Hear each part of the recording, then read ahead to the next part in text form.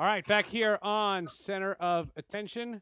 I wanted to dress up. You know, I had to change the outfit for Sekou Smith, former NBA player, and currently with us here on Center of Attention. Sekou, first of all, how are you? Are you safe? Are you good? Are you comfortable?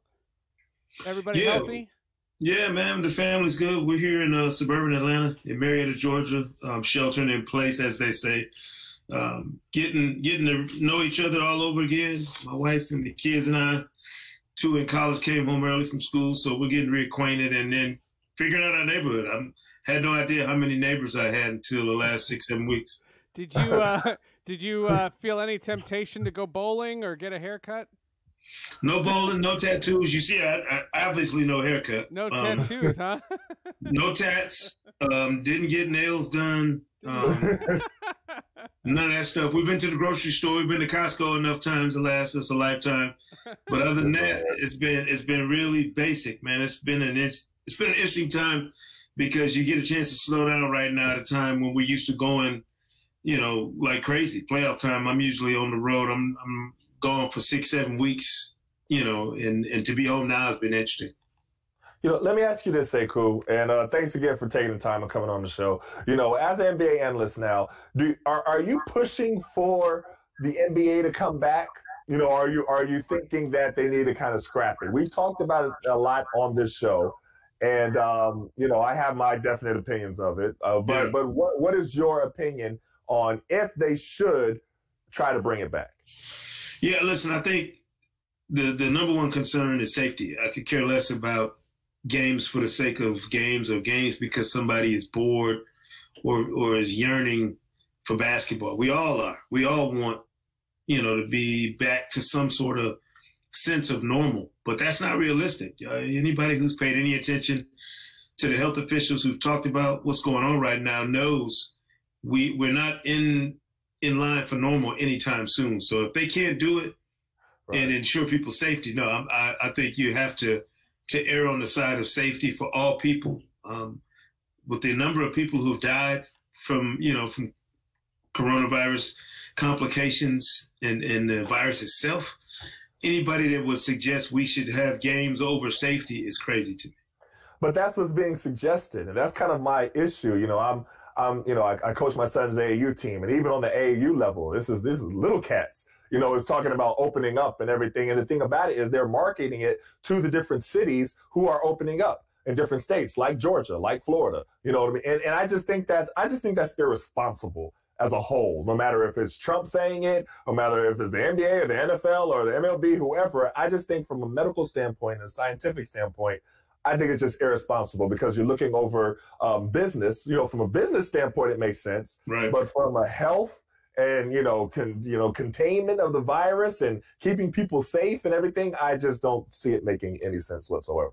No, I agree. 100% irresponsible. My dad is in his 70s. He lives by himself up in suburban St. Louis. And this notion that any life, old people might die and that's just the way it is. And I'm like, anybody who could look themselves in the mirror and sign off on something so stupid like that, as if any one life or 70,000 lives are expendable because somebody wants to open a business or go to the mall or be able to go to the park. I mean, like, are you crazy?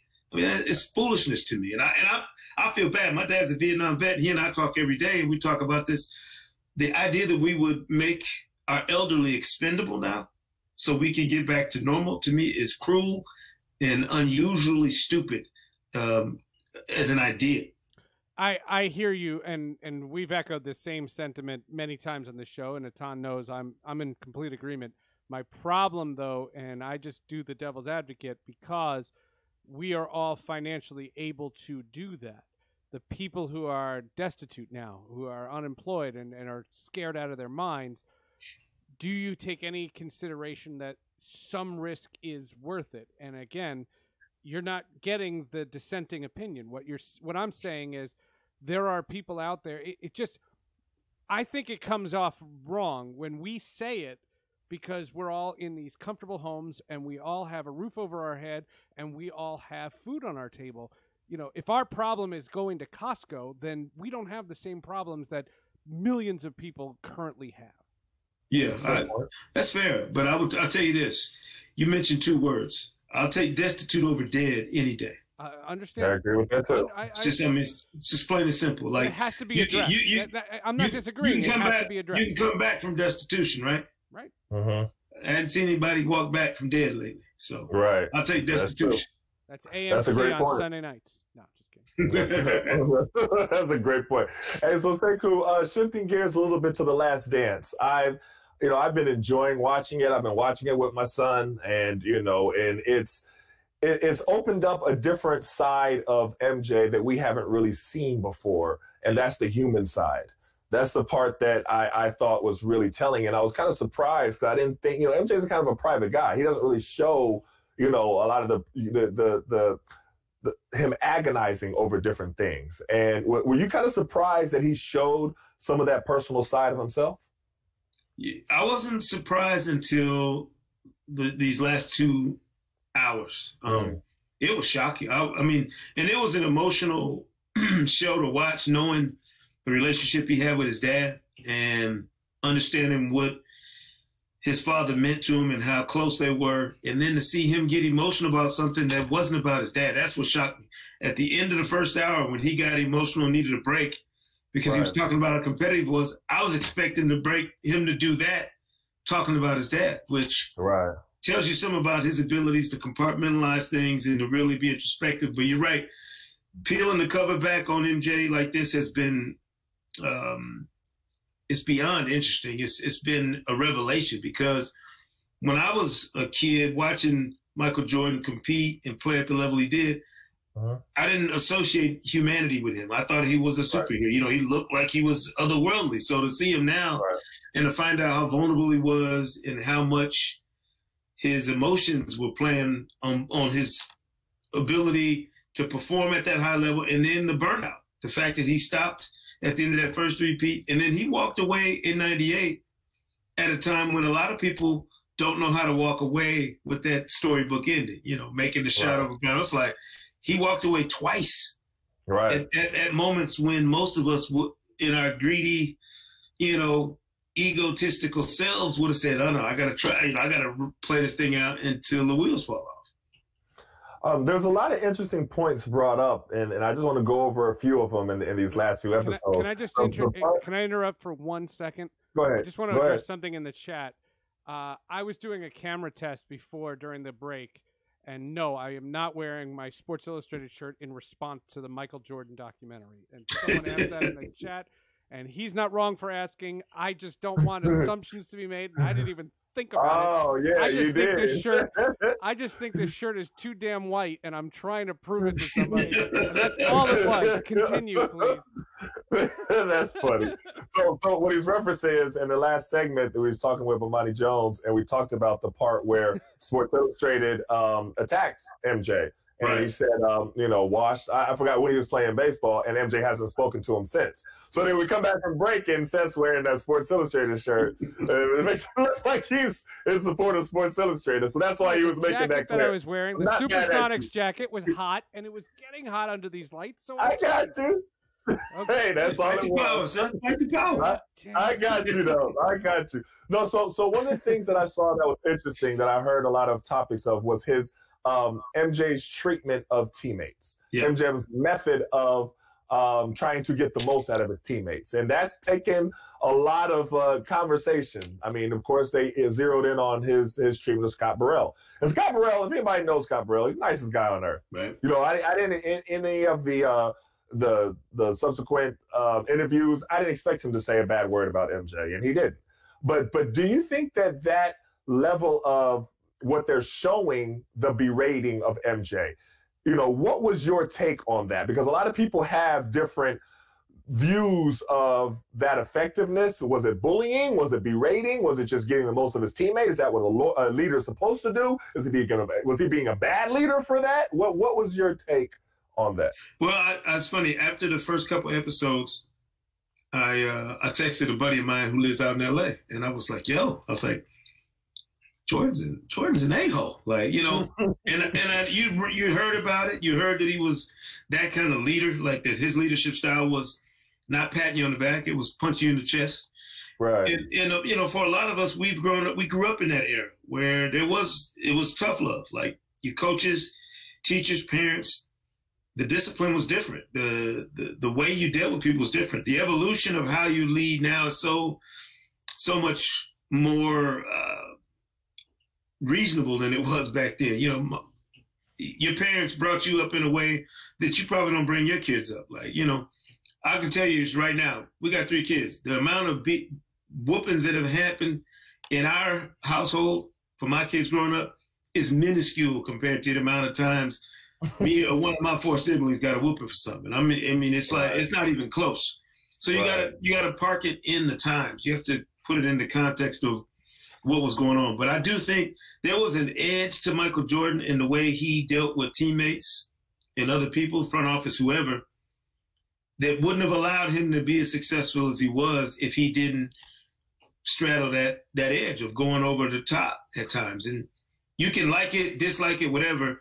I wouldn't appreciate it at the time, but I know the results. If I win 6 rings rolling like that, I'll find a way to come to an understanding that, hey, this was needed for us to get to this result. But I feel for Scott Burrell, man. That's tough watching a guy get taken apart like that. Jerry Krause even. Yeah. You know, and I thought about it like this. How would you feel 22 years later if at the zenith of whatever you were doing professionally got exposed this way, and the way it was being told was from, don't forget, this is still Hollywood making this documentary.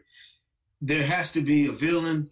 There has to be a hero. There has to be all of these different, you know, components and subplots and, you know, story arcs. So I'm realizing that part of it as I'm watching. I understand that it's not all blank. This is somebody's idea and vision of how this comes out. And Jason Heyer, the director, has done a fantastic job. If they don't win an Emmy, I want the Emmys disbanded for documentaries if this does not win the top prize.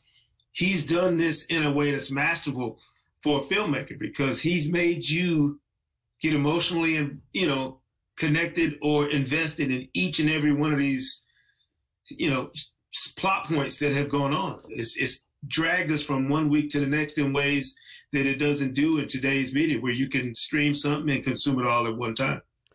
But to that end, just because you're lauding it that highly, I'm just going to say, what about the idea that Jordan had access to the footage and it was only allowed to be put into the documentary, and this documentary is only conceptualized because of Jordan's cooperation, and that there are a lot of times when watching this that I would have said, boy, I would have wanted the other side of the viewpoint together. And I'm not putting the documentary on that kind of a pedestal. I think the OJ doc was much better. I think what's happened is we're all in quarantine, and there's such great nostalgia because we all have these great memories of the Bulls and Michael Jordan, and that was a glamorous time to be a sports fan. And I think that's tugging on the emotional pull of this thing. But journalistically, I have not been overly impressed with the storytelling, only in the sense that you never hear the other side. And we talked about that in the early episodes with Jerry Krause, and I'm not defending Jerry Krause, but someone has to, and someone has to tell his story and put Jordan in his place, and that wouldn't happen. Yeah. I agree. The OJ documentary was outstanding. One of my favorites to watch. But we didn't have the one component I will give The Last Dance credit for is we didn't have OJ in the ability to question him the way Jordan is being questioned in this series. Think about it.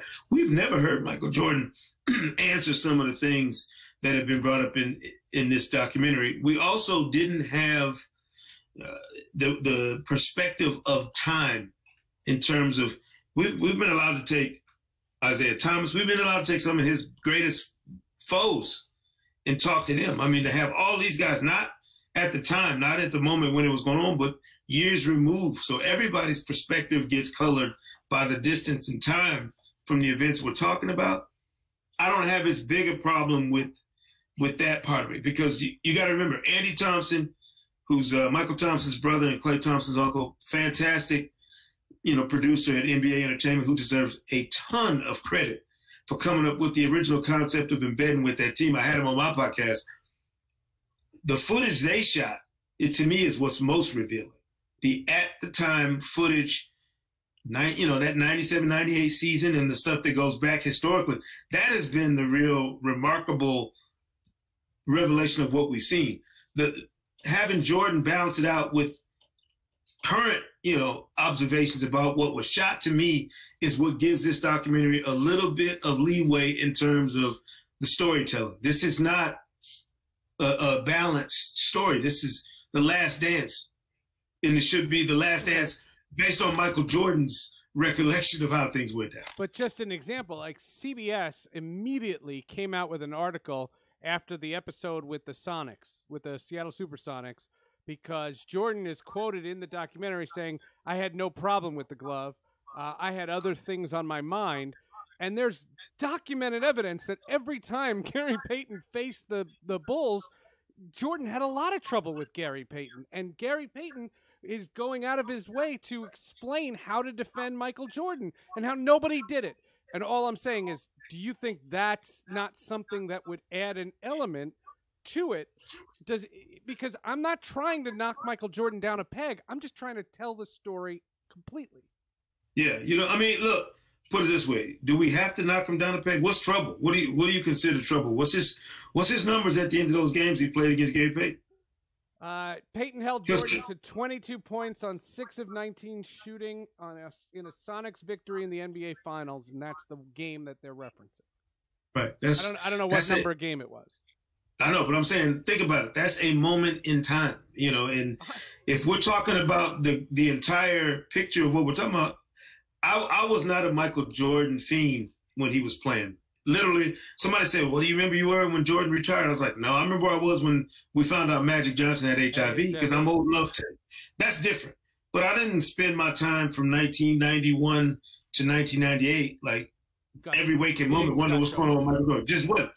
So what I'm telling you is, when you look back at it historically and in the context of what was going on at the time, I don't know that I buy this idea that Gary Payton or anybody else was a true foil to Jordan after that they won that first championship.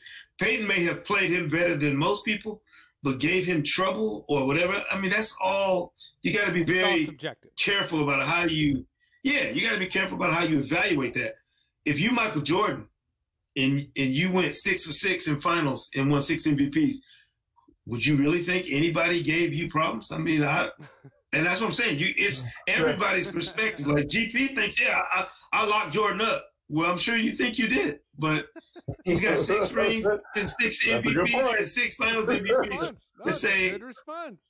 And that's what I'm saying. I like that there's that balance. Like, I talked to Isaiah Thomas, who I know well and have known for years, on my podcast after he became one of the villains in the series. And you got to talk to other people have to have an opportunity to explain their side of what was going on at that time. But this doc is about Michael Jordan's opinion and view of how things went down. I like that Scottie Pippen is one that I've been arguing with people the last 2 days about Scottie. This notion that Scottie Pippen, and people say it all the time, Scottie Pippen is the greatest number 2 in the history of the game. And I'm like, you have not studied the history of basketball to say something like that, to say something that raw-boned and just completely uneducated. Do you know that Oscar Robertson and Kareem Abdul-Jabbar won a title together? Do you know that Dr. J and Moses Malone won titles together? Magic Johnson was Kareem Abdul-Jabbar's number 2 at one point, and at one point Kareem was Magic's number 2. So there's a lot of broad brushes that are being stroked right now that don't stand up to scrutiny when you really study what's being said in the history of this game. Scottie was great. Don't get me wrong. I'm not saying he wasn't a great player, but I hear people toss around all the time. Oh, he's the greatest second banana or number 2 in the history of sports or whatever. You don't know what you're talking about when you say stuff like that. I think you made a lot of good points as far as following up with different people who are in the documentary. Number one, I think ESPN did a brilliant job of marketing this, because it's at a time right now we have nothing else going on. They stretch it out, and all the week we have build up to talk about this until the next episodes. I thought it was absolutely brilliant. I actually came up with an interview I did with Isaiah Thomas and one I did with Craig Hodges. So, I think that Craig Hodges should have been included, if not in any other place, at least when they were talking about the Republicans buy shoes too portion. And so that's when it's good to go and do a sit down with Craig Hodges and talk about because this was MJ's stop. It wasn't Craig Hodges' stop. Exactly. I read Craig Hodges' book, Ethan, and I'm telling you, if you read his book, the way the Bulls and their operations look in this, in this documentary are completely foreign to what Craig Hodges was experiencing. Yep. And that's the thing. You can only, it can only be so many perspectives. Like if you watch just any movie, any documentary, you're getting somebody's take on it. It's not just reality footage. I know that we get this idea that something is reality TV, because it's shot a certain way, but that's not the way this works. I mean, all of this stuff is scripted and plotted out and planned, and they have designs on how to tell a story when you're making documentaries, television shows, any of this stuff. I mean, I've worked in this business long enough to know better than to think I'm getting the pure, unvarnished anything, even in a written piece. Right. And I agree with you 100%. I wanted to ask you one more thing before we can let you go. I actually wanted to ask you two more things. I wanted to ask you about Pippen not going into the game, but then I also wanted to ask you about MJ's created beefs. Because this is a tactic that I use with my AAU team sometimes, because sometimes you need something to get you going. You know what I mean? And you need something to kind of get you fired up. And I'll say, and I've done it before, I was like, hey, that's that same team that was saying that y'all ain't nothing but a church team and they're going to run you off the court. And then it gets them all jumped and they're going and they play completely different. But it was, so actually, literally, I text some of my guys after this. I was like, do you see what MJ is doing? How he is creating those beefs and it gets his juices going? Is this the same thing that we did a couple of times? But I didn't know some of the extents that he went to create some of these beefs. Was that part news to you? Because you're in the media, so this might have been all stuff that you already heard about. I didn't hear about some of these creative beefs that he had. Yeah, I mean, I had the luxury of working with David Aldridge for years. And DA is featured prominently. I've known Jay Adonde and Mike Woodbine. A lot of people featured Jack McMullen. So these stories, the press rooms, and this is what the players don't get until you get done playing and you cross that line and become a member of the media. Like, for as much drama and chatter that you think is going on in the locker room, the same thing is going on in the press room. We talk just as much, stories circulating. So there's been this for years, been rumors and stories and, urban legends passed down about all this stuff. To see some of it confirmed and some of it debunked has been really interesting. I thought the part with George Karl talking about seeing, Jordan in the restaurant before game one of the finals that time, and he was with Brendan Malone, who's Mike Malone's father. And I've known Brendan Malone for 20 years. He was an assistant with the Pacers when I broke in covering the league. One of the greatest storytellers nobody's ever spoken to about. He's got a lifetime worth of stories he could tell you about the NBA and about all of this stuff. Unless you're around to soak that stuff up, this is news to you. A lot of this stuff is breaking news. But no, I think the greatest motivator for anybody is, I don't care who you are. I don't care if it's Pee-wee basketball, whatever. The greatest motivator for anybody is somebody telling you can't do something. That's true. Or doubting you or disrespecting you. It's always been a great motivator. That's true. Definitely true. Well, I'm looking forward to the last two episodes. We're at the last two episodes next week, right? And I'm going to be interested to see how they bring it all together. One thing I will say that I wasn't that crazy about with the documentary is it kind of skipped timelines. So one time it'll be like in this time period, then it'll be, so sometimes that would be kind of confusing. Like, oh, okay, all right, we're back at this time period. That part I wasn't that crazy about. But I think the documentary has been great. But hey, thanks for coming on the show today. But be safe in Georgia, especially because I'm trying to get a haircut, bro. I just want to get a haircut and a shave. I'll be feeling better. Get your own clippers. Let's go bowling. We'll continue this conversation. We'll go bowling. It'll be fine. I should have grew my hair out at the time, like a long time ago. I should have started growing my hair. I wouldn't feel so rough.